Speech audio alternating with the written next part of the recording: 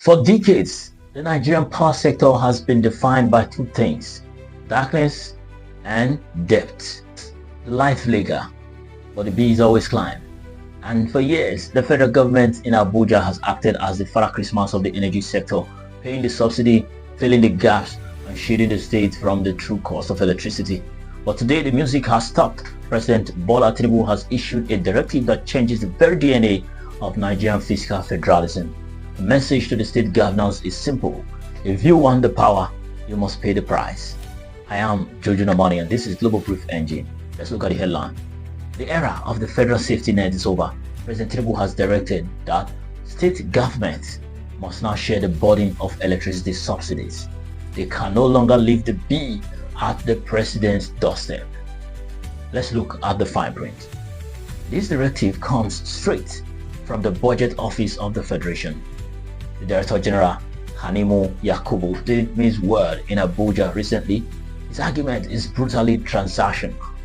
State governments enjoy the political benefits of subsidized electricity.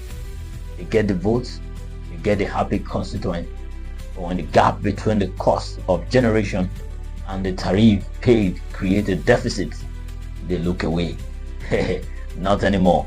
The funding will now be routed through the PCAF, the Power Assistance Customers Fund. Think of this as a pool designed to help the vulnerable, not a blanket cover for everyone. And who is on the hook? Currently, 18 states operate their own electricity regulatory agencies. They asked for autonomy and they got it.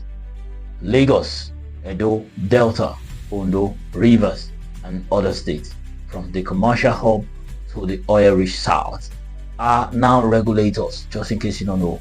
And in the eyes of the presidency, a regulator must also be a funder. But let us peel back the layers. Why is this happening now, and what does it mean for the average Nigerian? Firstly, this is the true cost of federalism. For years, Nigerian states have clamored for true federalism. They wanted control over their resources and their power sectors.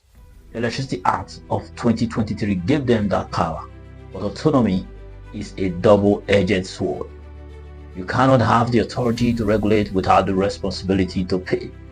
The federal government is essentially saying, you want the independence, fine, pay your own bills. Secondly, the open-ended fiscal trap. The Budget Office called the current system an open-ended fiscal residual. In plain English, it is a black hole. When tariffs are kept artificially low to keep people happy, a gap is created. That gap is subsidy. Previously, Abuja filled the hole.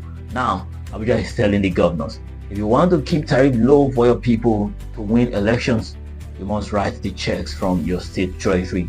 Telling the PCAF strategy, notice the shift in language. We are moving from universal subsidy, where everyone, rich or poor, get cheaper power, to targeted support via the PCAF. This is a global best practice, or it is a logistic nightmare.